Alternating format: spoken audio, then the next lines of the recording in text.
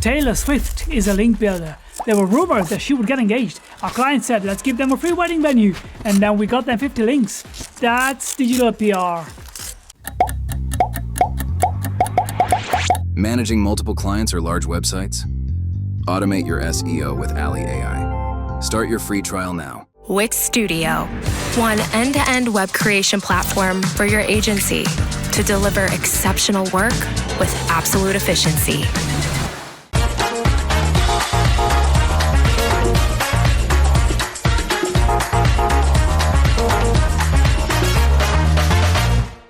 Good afternoon. Yeah, thank you for joining so massively. I hope you are doing the best out of this Thursday at Brighton. Is that the case? Last session, yeah, we have a great panel. Today we are going to discuss the evolving Google landscape and all the changes from the algorithm. So we are lucky to have first Aimee, SEO strategist manager at Bring Digital. Yep. So yeah, she would be sharing her insight, and Aimee would be giving a talk tomorrow at 9:30 in Syndicate 1 and 2. Yeah, Syndicate 1 and 2, nice and early, so I hope people aren't too hungover for that talk. Okay, excellent. And then second, let me introduce Claudia Oshi, which is head of digital content at Kantar. She will tell you a bit about what they do, and extensive data-driven insight. And yeah, Claudia is talking tomorrow as well in the afternoon, 1:40 p.m. Is that the case? Yeah, tell them a bit about what you do. I'll be at Auditorium 2, and I'll be talking about how the changing landscape and the changes of Google algorithm are shaping up the future of our industry. So it is a lot about how we stop being reactive and start shaping more our future. So yeah, I'll give you some hints of that today, but I'll expect you there after lunch on the Friday, even if you're hungover. Okay, excellent. And last but not least, we are honored to have with us the one I wouldn't introduce. I'm pretty sure you all came to get your selfie. So give a round of applause to John Muller, who is with us. He came all the way from Switzerland to share the Google Voice, and you know him. No need to introduce. So thank you for being with us, John. Yeah, thank you for having me here. Excellent. So we have quite a few discussion points. So you will have the opportunity to give your question. Don't worry, but I'm sure you would like to hear from what those experts have to share. We'll start with the first question. By the way, a technical point, if you would like to go, just try to do it silently. Yeah? Okay? Excellent. So the first discussion point would be how to anticipate algorithm change. So on that one, we would start with Aimee, would you like to share with us? Yeah, thank you. I think I'm sure you'll be able to feed into this here as well, but when it comes to around anticipating changes, one thing I'm going to talk about it more tomorrow around the communication side of it, but in terms of anticipating what's going on, as we all know, there's so much change happening at the moment in the industry, SERPs are changing so much. I think it's not so much a matter of what's going to happen, it's like when. So I think anticipating, one thing I've always tried to stick with is just keep on top of everything that is happening and keep monitoring things. Obviously there's such a community right here at Brighton, but also like LinkedIn especially. It helps us understand what is going on in the SERPs, but also potential changes, and then applying that across different industries. I think it's really easy to see one change in one industry and then kind of thinking that it's kind of like one size fits all. As we all probably know, it's not really how it works, and it can vary so much from like e-commerce to kind of service-led or kind of fitness, varying across different industries. So when it comes to anticipating any changes, one thing I always try and do is kind of don't trust just one thing and try and look across different markets, see if that's being replicated anywhere. And there is only so much we can do in terms of anticipation and kind of preparation. As we all know, we don't have really any warning when these things happen, especially when algorithm updates kind of get rolled out. It just kind of happens and we have to go with it. When it comes to anticipating that, I think it's just always keeping your finger on the pulse and monitoring, and don't get too comfortable with anything, is what I'd always kind of say on that point. Okay. Claudia, would you like to add your perspective? Yes, I think anticipating algorithm updates is also about thinking and keeping up, not only with the industry and what the SEO community is doing and saying, it is also about thinking about where Google is going and what it is that they are doing with their businesses. So we know that Google is being challenged. We know that their dominance is, slightly challenged by ChatGPT, that people are spending and discovering time and actually buying directly on channels like TikTok and social. So if we start thinking then that this is what's happening with Google, then we may be able to anticipate what changes they're going to make. Google has been talking for a long time about content quality. Last year, a couple of years ago, they talked about helpful content. That was what the entire algorithm update was. This year, they're talking about experiences. So if that's Google's language, it's not empty. Think about what an experience means and what you can do with your website to facilitate that experience. So it is about understanding what Google's business is about, which we know it is about finding the best answer to people's questions. How do we facilitate that with our website and with our content? How do we do it across the many different formats that Google is providing answers with? That may not guarantee that we will remain visible, but will give us a good chance. That's one thing. And the second thing, because I got caught up with this a couple of times with clients, which was having just a very small number of pages that relied on, or that we were relying on a small number of pages to bring a lot of the traffic to the client's websites. So when there were algorithm updates, we suffered.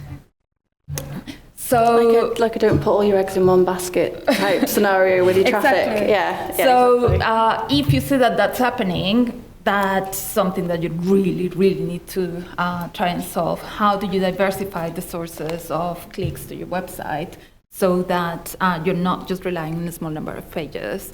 But overall, yes, just keep in mind what it is that Google is trying to do and listen to them. Okay, excellent.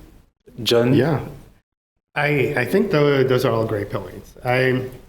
The things that I sometimes suggest people look at is, on the one hand, from a technical point of view, what all is happening around technology on the internet, which is very visible with all of the AI overviews, for example, where there are just lots of different opportunities that are happening, where changes are coming from a technical point of view, which might not map to traditional algorithm ranking changes, but which are changes that affect how maybe a site is visible or findable in search. So that's one thing. The other thing that I tell people to also look into is what the average person is complaining about when it comes to search or the web. And not so much like the SEO space, because when you ask SEOs if Google is working well, then it's like, if their site is working well, it's okay. If their site is not working well, then Google is broken. But if you ask the average user or kind of like average tech journalists and you get input from them, then that's something where often you see kind of directions where there's a general feeling in the world that things need to be improved, either in search or on the web in general. And that's something which we notice as well, and which kind of like subtly also leads to product and ranking changes. So that's something that if you think back a few years, there was a lot of talk about like, oh, all of this over SEO'd content in search, it's so annoying. And some of the helpful content updates that we made along the way, they kind of helped to solve some of that. And it's never complete, but it's something where, like, when there are a lot of people that are complaining and when we can confirm in our data that actually this is a problem, then that's something we'll try to take action on. So if you're wondering where the next ranking changes will happen, like, kind of like subtly look around where people are actually complaining, where there are issues that could be resolved. So that's kind of the direction that I would head. Obviously, if you're working with clients, that's really hard because you're kind of like playing with a crystal ball and you don't know. It's like, well, maybe Google just doesn't care about search anymore, which is not the case. But it's hard with a timing point of view, but it kind of gives you a sense of where there are problems that someone has to address if the web should continue to be relevant. Okay. Wonderful. It's about the expert, but I think I didn't introduce myself. I'm Serge Nguele, PPC expert, and so operating on your PPC doctor, so 15 years experience. And earlier today, I gave a talk on quality score. So I asked the answer the question: is quality score dead? Which is complementing a bit what they are saying. You can check that online. So now we will take a few questions. Any question? Or if we happy, okay, I can see you came to religiously listen to those experts, which is fine. So we will just switch to the second discussion point.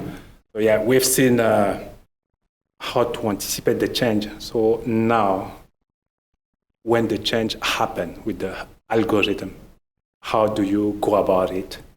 So this is adapting to the change.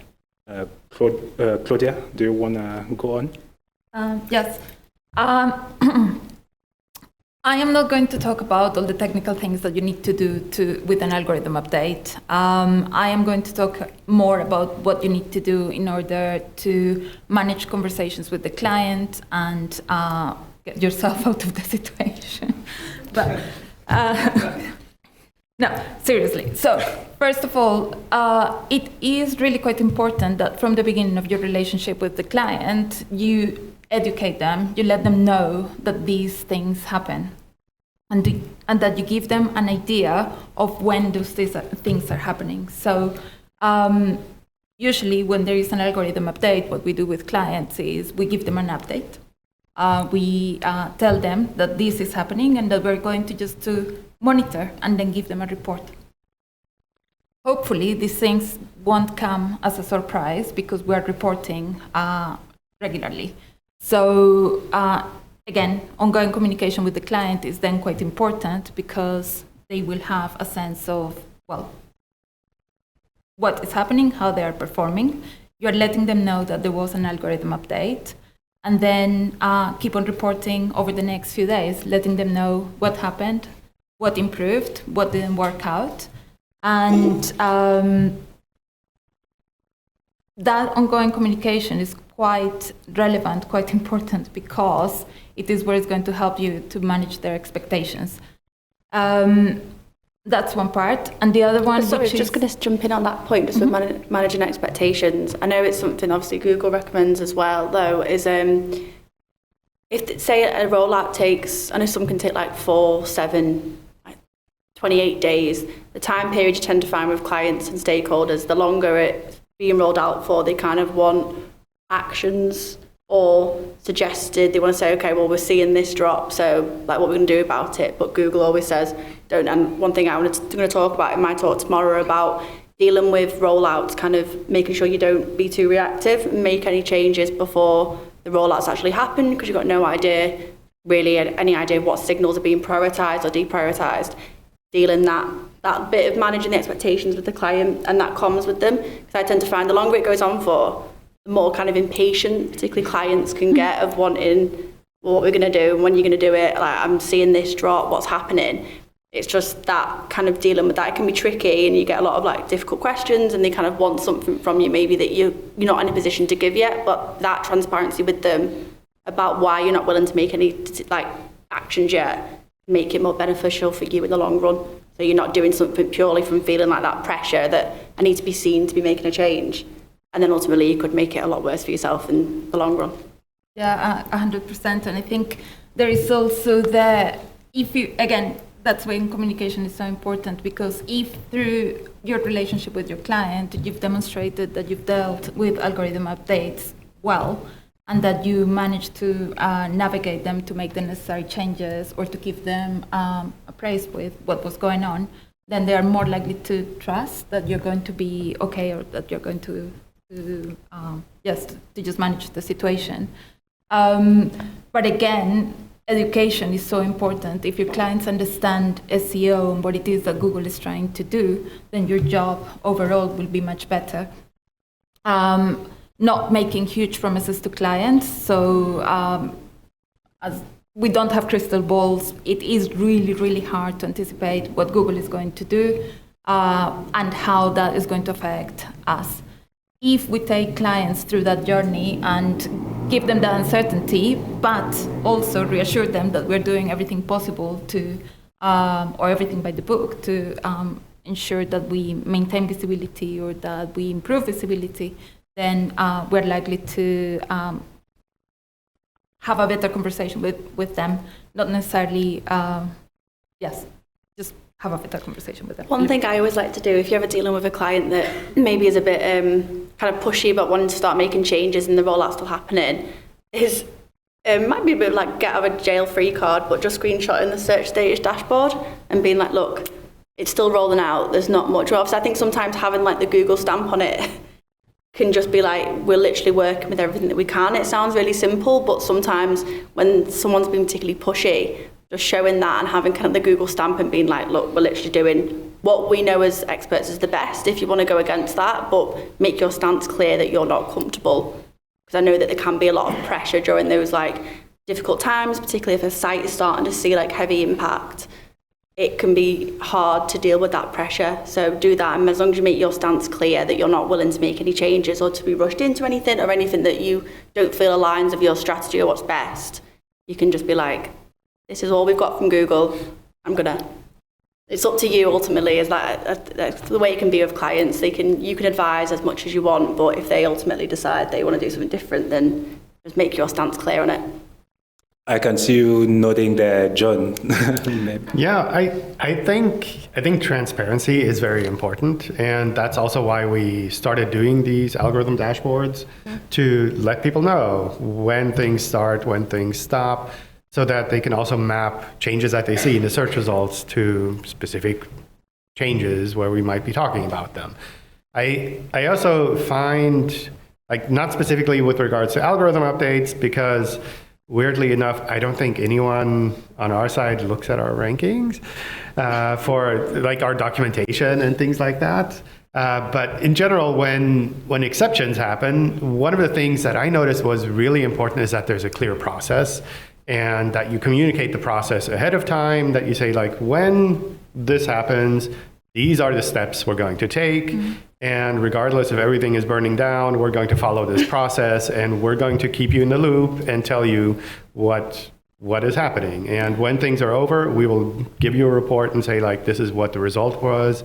I think that kind of process orientation makes it a lot more professional. And then also clients, they don't see you like panicking, even if you're internally panicking, but at least it comes across a lot more professional. And that's something that we do when we have outages in search, where we have clear thresholds where we say, when this happens and it gets to this level, we will do these steps. And that could be like post on social media, post on the status dashboard, these kind of things. And initially I thought like, oh, this is just a lot of bureaucracy and nothing will ever happen. It won't be that interesting. But I really find having a clear process makes it so much easier, and everyone knows what to expect. And then you can go to anyone internally or with the other teams and say like, when this happens, we follow these steps, and if I'm on vacation, someone else can follow those steps. It's like, it's documented what is happening. And it's even going beyond the mitigation of what happened with, or the result or the impact of the algorithm update on organic. Then, okay, how do we tackle it so that we maintain the level of visibility that we're used to, we maintain the level of traffic that we're used to? So where is it that we're going to enhance with paid search so that we don't lose any of the traffic? Or again, how do we kick in with social to then ensure that we maintain that visibility? Excellent. Maybe you got warmed up. Some question, maybe? We've seen how to anticipate, how to educate, put those process in place. Nobody has any questions. Okay. Oh, here we go. Yeah, wonderful. So yeah, great. Okay. We have a Microphone is coming. microphone. Yeah, Ruth. I think it might be coming first to someone else. Sorry. Okay. Okay. Yeah, Adam is a gentleman. So yeah, you go ahead. This is possibly a bit of a cheeky question or a bit of an obvious question. John maybe will give us some exclusive tips on. I was just wondering, is the updates, are they just those things you have to live in fear of, or does he have any top tips from anyone on the panel about sort of how to weather the storm, things that you recommend we do beforehand, do during? Any little top tips? I think if you're doing things well, then the updates can be a positive thing as well, because it's not that it's like, oh, this algorithm update happened and now nobody is on page one. It's like someone has to be on page one.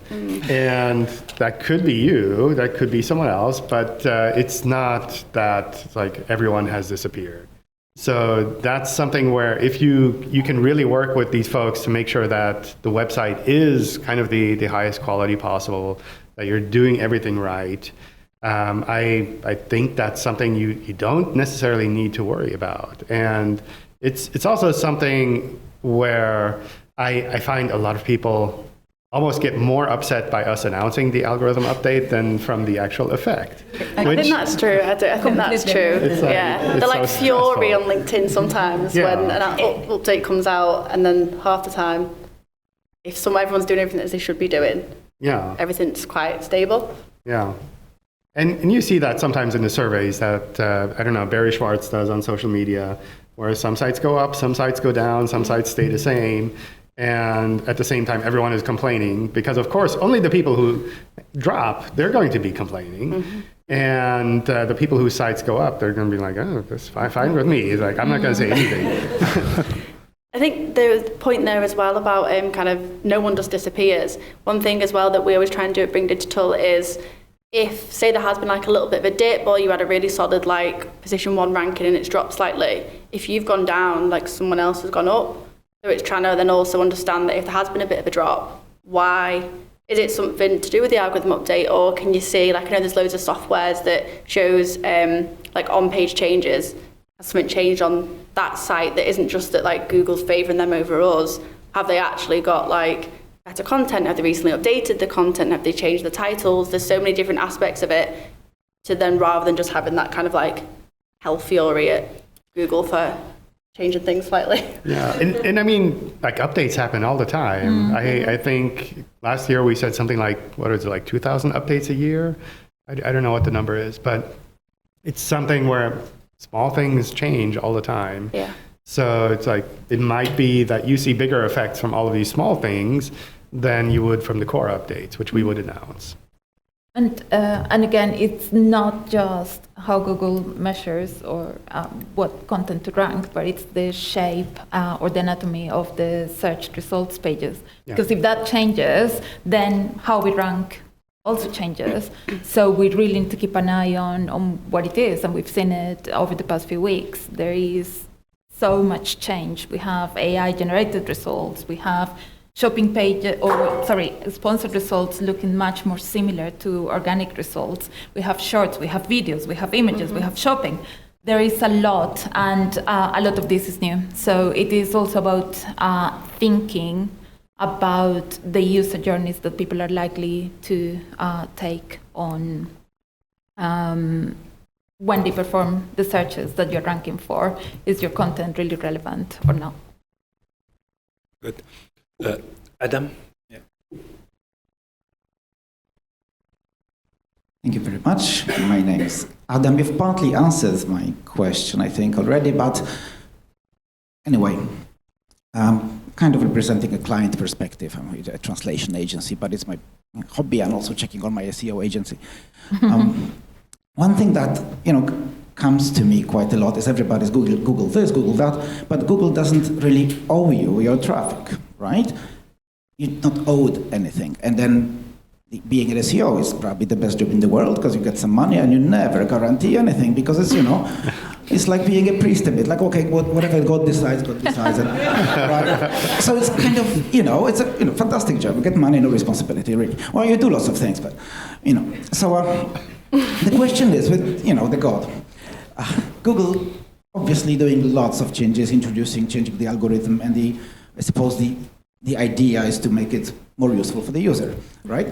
But would Google consider the changes to not be seismic and radical and very quick, or essentially it just keeps going to what was the best at the given moment? So with, a lot of consideration being given, so the changes are gradual and not very shocking to some companies losing lots of traffic. I think there's one aspect that when I talk with the ranking teams and tell them they should make things slower, they usually come back and say, well, we have data that shows this is better. Why should we withhold it? And those are the situations where sometimes they say, well, it's almost like we're doing our users a disfavor if we roll things out slowly, because maybe publishers will get used to it, but we already have a plan to make things better for users. Why should we not do that? And that I think is really challenging. But it's also something where the search quality teams, the ranking teams, they do think about publishers as well. So it's not just we want to make these changes because then Google is better, but we also need to work together with everyone who's making websites. Yeah. That's kind of why I'm here, to talk with people, to kind of make sure that we're in communication, that we understand each other. And that's something where, if Google were to say, well, I will just give you an answer and no links, it's maybe that's also good for users, but it's long-term, it doesn't work for the ecosystem, because then people will say, well, it's I won't give you my content then. Mm-hmm. So that kind of publisher perspective is something that we take into account, something that we do look at when we make metrics for potential changes. But at the same time, kind of that aspect of abrupt change, I think for the most part, if search ranking teams know that something is likely to be very good for users, they will just switch that on. Mm. And it might shuffle things around in the search results, but as long as it shuffles things around, I think, and doesn't take the traffic completely out of the equation, then I think that might be okay. And to be fair, it's kind of over the years, there's been a lot of reshuffles and a lot of even the difference of coming in April early this year to Brighton SEO, and there's so many talks around SGE and oh my god, everything's going to change and go horribly and everything's going to fall off and what we're going to do. And then now the difference from the talks I've been in today, that it's now everyone's okay, now we're taking that with us, and what do we do next? What's going to happen next? So a lot of the reshuffles always feel like they're going to, or they can panic everyone, make everyone think it's going to kind of fall off and no one's going to know what's going to happen, but we kind of pick up and then carry on, and we're all still here however many years later. So yeah. I think it is also about keeping in mind, again, that Google is under pressure. So they are in a race. They are trying to stay relevant. They are trying to serve all those billion searches that people are performing every day in the best possible way, because people will abandon them otherwise. Also, we need to remember that Google's business is part about brand visibility. So they don't want those publishers to abandon them. So perhaps you know better, but chances. But there is okay, we're going to update the algorithm to serve the content in the best possible way. If this is going to push people to pay for visibility, amazing.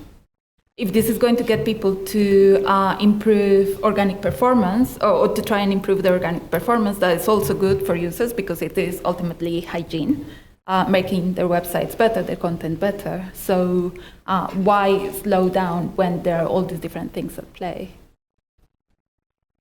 Okay. Conscious of the time, I'm seeing one question there. Already answered, so that's One in the back. That's fine. One in the back. Let's go for it.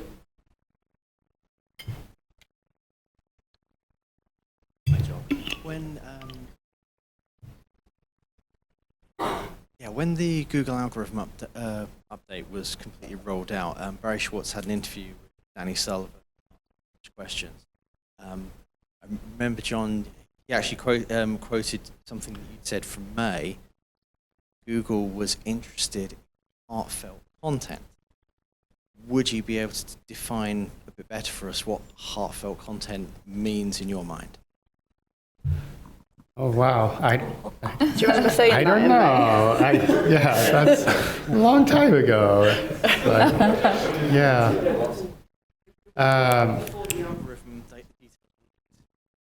It was roughly before the algorithm details were leaked back in May. And then we had to change everything because no. I don't know what that specifically was referring to. I think a part of the all of the search results around, for example, reviews and things like that, where it felt like when you're reading the content, it's almost like written for search engines, or it's written in a way that is like, well, these are the affiliate links that I have, therefore these are the products I'm listing, which to me is very different from something which is actually written by or human to human kind of.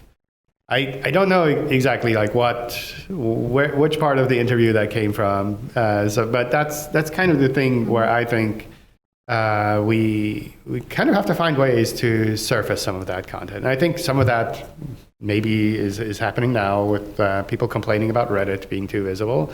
That might be kind of side effect, but it's something where it's really hard to find the balance, like which sites to show, and it's very easy for people to make websites and then just put content out there. And it's sometimes hard for normal people to understand, is this actually useful content for me? Is this actually something that like a human would tell me face to face, or is it kind of like a marketing pitch? I didn't see the interview, but I have something related to that, which is that for my talk tomorrow, I essentially scanned the views of experts, journals, blogs, to try and understand what's happening in the industry and what it is that is preoccupying the industry. And one of the mentions that really sparked some hope in the industry, but also in the future, and that got me thinking about AI, was that one of the experts say that the industries that are likely to lead in the future are those that are building knowledge and that are doing so with empathy. And it was this idea of empathy that was quite striking for me, because I've never heard that in SEO language, ever. You talk about content quality, you talk about informing people, but being mindful of the time that someone has when they're performing a search, being mindful of how they may feel when they're performing a search. That's not part of the language. We never optimize for that. So maybe that's what you were thinking of when you said heartfelt. Because one of my clients had been absolutely crucified by the update, I took the idea of heartfelt content very much to heart, and we actually managed to get all of their rankings back. So thank you, John. Woohoo! Okay, thank you. We have a lot to cover. One important question. So quickly, we covered pretty much it, but yeah, you, the expert, if how do you go when you have those tricky questions to report back to stakeholder? How do you go about it? Maybe Aimee? Yeah, I think kind of like what we've mentioned earlier, and you said the word as well, kind of like transparency. I just think, particularly if it's during that time of rollout and you're getting asked a lot of like tricky questions about kind of like what's happening, obviously you just have to be transparent that we've got to wait till it's finished.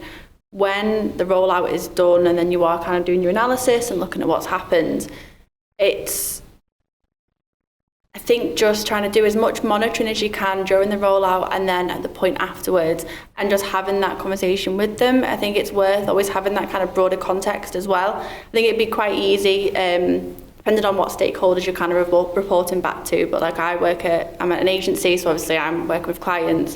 It can be quite easy that you might have a year's worth of history of working with a client that you've been blocked on doing certain, implementing this best practice, for implementing this or pushing these tickets through, and you've got lots of blockers, and then a rollout happens, an algorithm update happens, and then it's suddenly like, why are you getting all these tricky questions? Why is this dropped? Why is this not happening? So it's always making sure you've got that kind of broader frame of reference, because everything it's not often that everything's perfect and then site traffic tanks, so you lose all your rankings, and then it's like it's just come out of nowhere. There's normally often things that should have been put in place prior to that, and it might be that you've had blockers, you've not been able to push certain work streams through. So I think it's always having that kind of broader frame of reference and being able to communicate that back with the client, and making sure, in that sense of, we can't really prepare for any kind of big changes happening because we don't know when they are going to happen, but always adhering to your best practices where you can, that then when something does happen, you've kind of got that, your previous recommendations kind of lean back on. And I do think when you have those kind of tricky questions, I think it's easy to shy away from them or to not want to kind of deal with them, because it's not always nice if you've got like kind of an angry client at your door that's mad that they've lost some rankings, but kind of just having that face on, if things have gone wrong, okay, well, what we're going to do? You can't spend all day kind of stressing about things that have gone wrong. Here's this action plan, we're going to do this, test as well, an A/B test, we think this might work or this might work. It's just kind of get on with it. I think clients often just want to know what's happened, what impact this has had, what can we do next, what are the next steps. As long as you lead on those points, you should hopefully be able to kind of weather that a little bit easier. You might have a few disgruntled faces on calls, but as long as you've got that plan in place. Excellent. So yeah, we went all the way from anticipating, educating the client, and even dealing with those tricky questions. I know Claudia wanted, you can prepare with this one. So how do we look beyond the algorithm to go far beyond strategically? I think I've said a few things through my answers. Besides the things that I've said already, so keeping up with what Google is doing, trying to understand what challenges they have with their business, being very, very mindful of their objectives, and being mindful of the users and the people that are consuming our content. Besides all of these, it is also about thinking about the role that we have in brand building. So as search professionals, we're working in marketing, and the role of marketing, or the goal of marketing, is to create positive or lovely associations of a brand so that people eventually are predisposed to buy it. That's all. So, no, that's all. It's more complex than that, but that's the principle. So, if we think about SEO as something that is contributing to that, beyond clicks, beyond rankings, what is it that we're doing in order to support brand building? I was at the talk, at one of the talks earlier, where they were talking about translating SEO metrics or using also the language of the rest of the organization. So what I'm trying to get to is that we need to show the value of what we're doing and the awareness that we're creating or the brand experiences that we're creating with websites beyond the clicks or the traffic to the websites. It could be through surveys, understanding how people are finding the content, do they like it or not, understanding if we're providing positive, helpful user experiences or not, and trying to understand how that is contributing to the brand value. So beyond algorithms, think about what your role is in brand building and how you're contributing for the experiences that people are having to be meaningful, for your brand to mean something to them, for your brand to be different, distinctive, stand out, and to also be memorable. Okay. Aimee, John, do you have anything to add on that, or?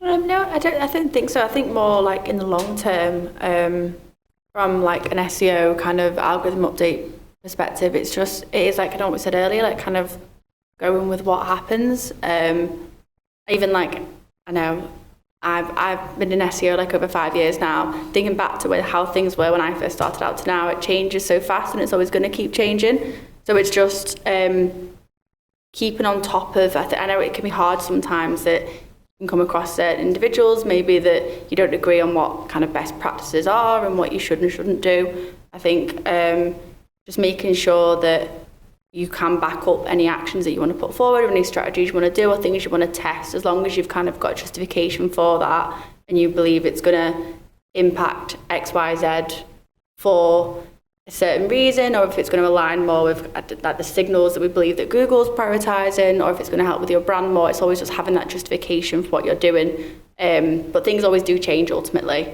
and it can be stressful a lot. When you are especially dealing with the client side, but I think it's just always being willing to change your mindset. So when I'm saying that you might meet people, you don't always align on what your ideas are, it's always being willing to shift that, because I think you can get in a little bit of a, I believe this is what we should do as SEOs and I'm not going to step outside of that. Mm-hmm. But all the channels interact in such different ways and one thing aids one other and working together across teams, it's just making sure you are always open to at least trialing new things out, whatever that might look like. Okay. Yeah. Looks like you are fine. I don't really have much experience working with clients for SEO. So. Okay, yeah, no problem, John. So yeah, a bit. How are you seeing future trend in SEO? Well, this is what my talk is going to be about tomorrow. So spoiler alert. Brilliant. But actually, I'll refer back to a talk where I was earlier, where he talked about being awesome. I quite like that. And it's kind of the direction that I'm going with my talk as well, which is about just ensuring that you provide the best possible experience. Google has been saying this for a year, but they have been talking about content quality for a while. So think about that in terms of the industry and the future of it. I have a lot of questions. I've spent a month looking at what people in the industry are saying, and I can anticipate loads of things. It could be that the industry will dissolve and we will have people that are more creative and people that are more technical. It could be that we end up moving into a full media environment where everything is paid because Google is making everything AI automated, created, ad placements, changing the interfaces. they're encouraging people to spend more time with the platform rather than sending them to the websites. So it could be that everything burns. I don't think it will happen. But in terms of the immediate future, it is going to continue to be about having good quality websites, really. Okay. So should I summarize it just keep on providing content people will find genuinely useful? Yeah? Is that fair? I think it's also important to think about the additional value that you're providing to the web. So not just, is this kind of reasonable content, but rather, is this actually something that's missing? Or am I just summarizing something else? Because especially if you're just summarizing something else, just for the sake of also having a version of that, I don't think search engines would find that particularly useful. Because in a case like that, like suddenly there are multiple reasonable versions of kind of like reasonably okay quality content. And then it doesn't matter for search engines which one is shown, because they're all reasonable. It's like none of them really stand out. And if you don't have something that stands out, where you're like clearly above everything else, then like things can change. Users won't notice a difference, but you might notice a difference. So it's not just like the content has to be good, but it also needs to be something that is kind of missing on the web, where you're providing a unique value. And that makes it a lot more interesting also for search engines to say, well, if we're not showing this site for this query, then we have a problem. Whereas if all the content is good, but it's all very similar, and we're not showing that site, it's like, it's not a problem.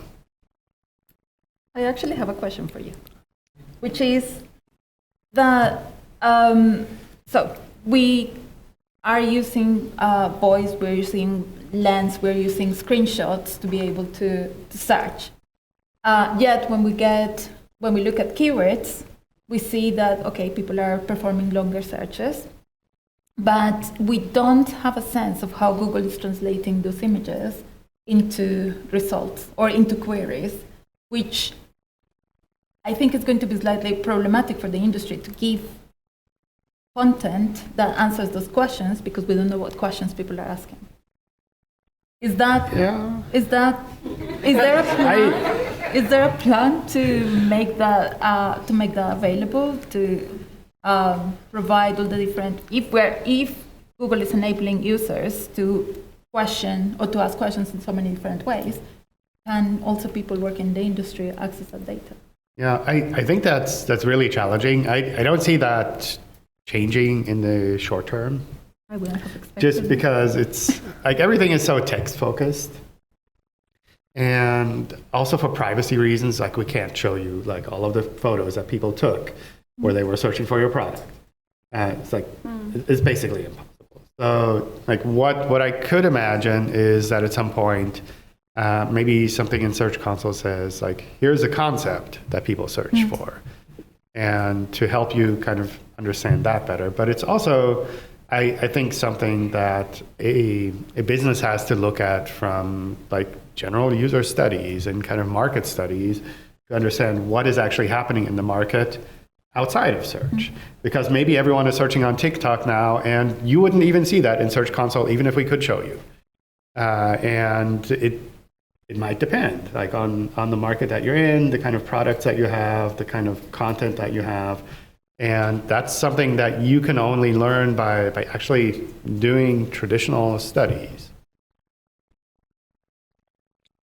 I do think as well that's just an interesting point, like around the TikTok point. I know there's so much kind of discussion. You kind of get half people say like, oh, TikTok's great because it's like the wider ecosystem of people searching, and people are like kind of flip-flopping around a lot more. And then you get other people that are like, no, it's not a search engine, never will be.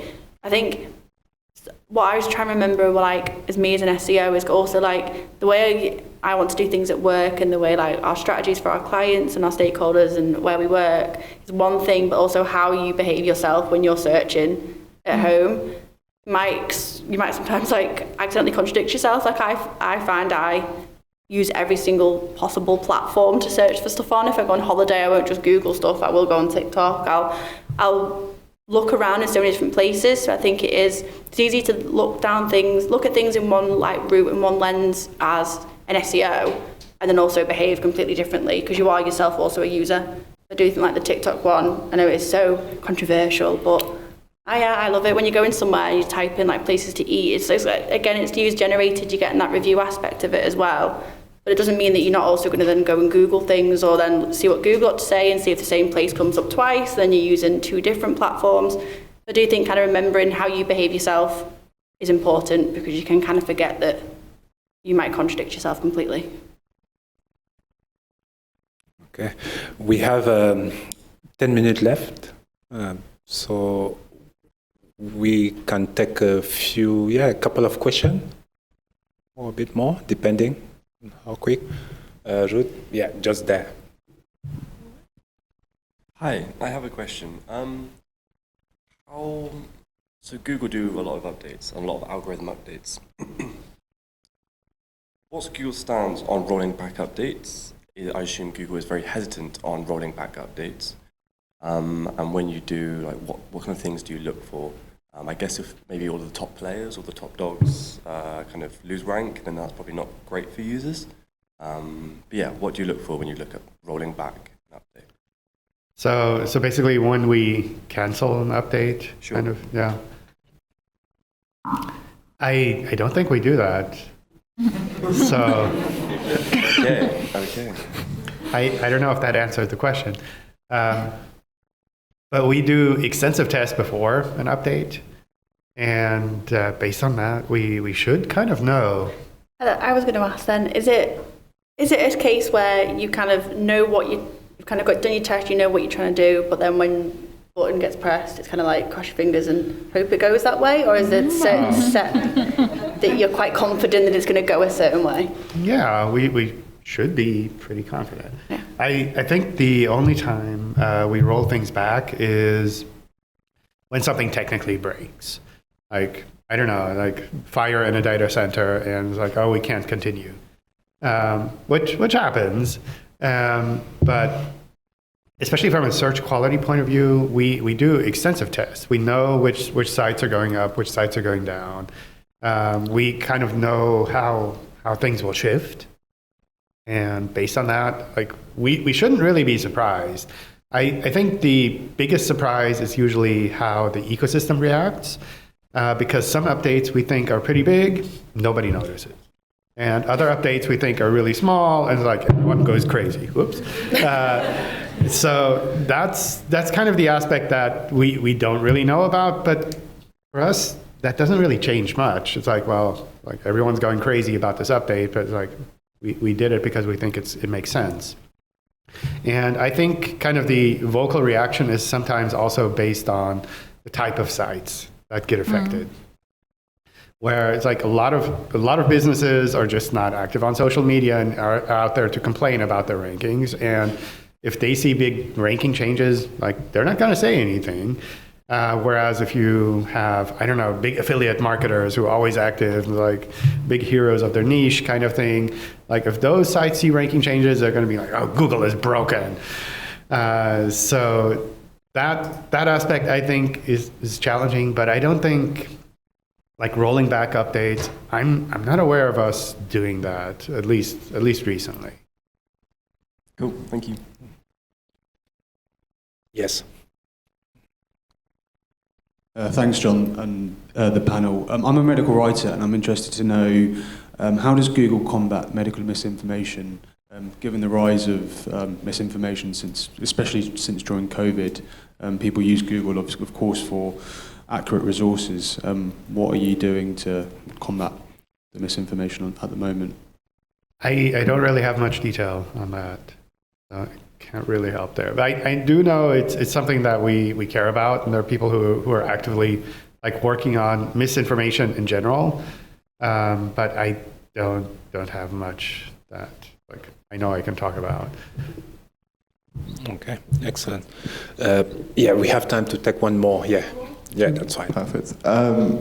I sort of, just for the whole panel, but also John as well, like, what do you think has been, like, in the last, like, 5 years, the biggest algorithm change that's, like, affected you, the most? John, what do you think, like, the biggest algorithm change that is sort of, you've kind of noticed that has affected, like, the most, particularly in, like, the search rankings?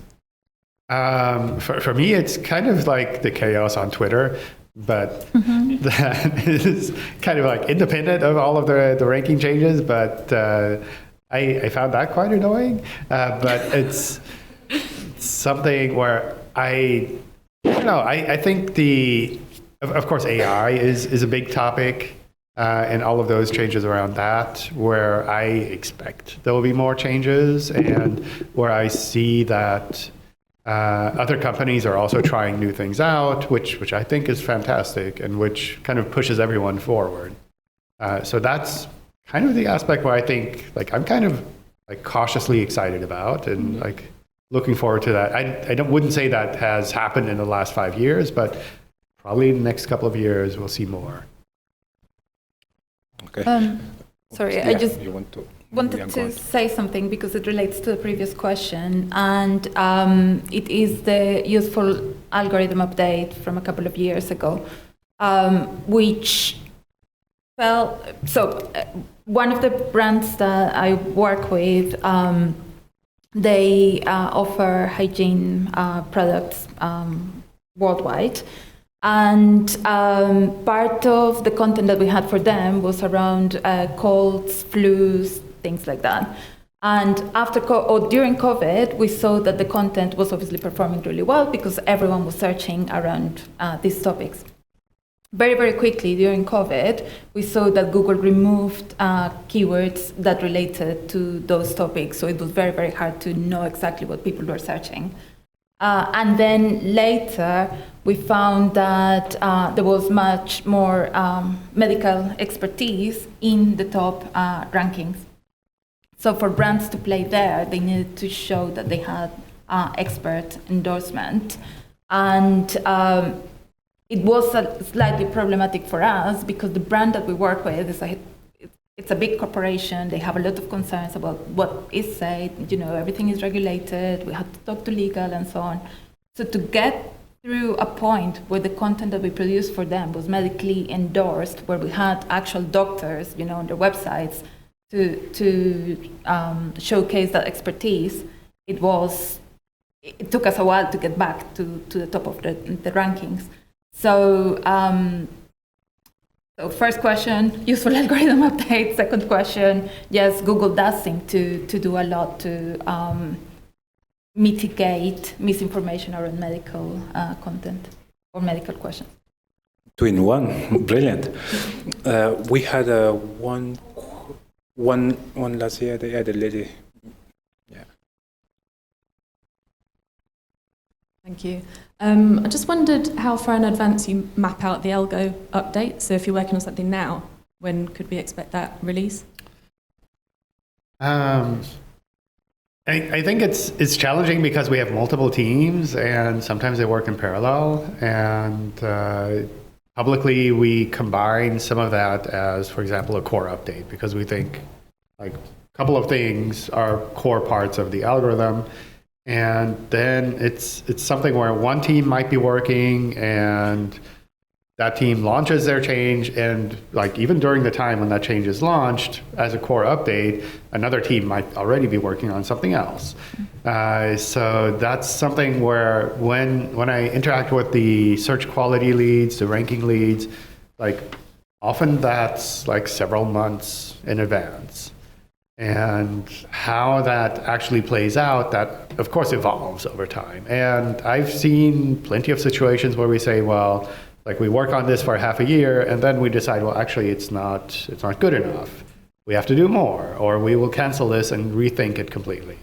So it's like, I think that happens in any kind of product development area. From a communications point of view, usually we're more involved in the weeks ahead.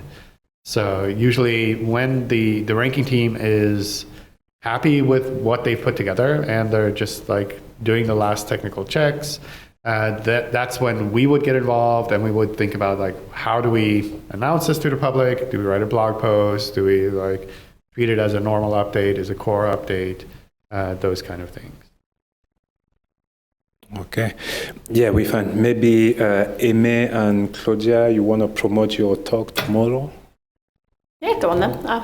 Sorry, I'll jump in first. No, I was going to say I have promoted mine enough, so I'm not going to do any more promotion. Yeah, at 9:30 tomorrow morning, I'll be in Syndicate 1 and 2 doing a talk on communicating algorithm updates to clients and key stakeholders. So I hopefully providing some, I say hopefully because I am very hopeful about that I'll be providing some tips on how to communicate to your key stakeholders and some like tips and examples of how you could do this. So yeah, I hope to see lots of you there. Please do come so I'm not on my own. Oh, brilliant.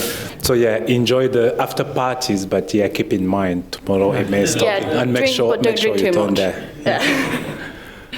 Okay, wonderful. I don't know, John, anything last thing to share, Claudia? Or 1:40 tomorrow, auditorium 2. So there we go. Cool. Okay. Thank you. Thank you very much. Thank you.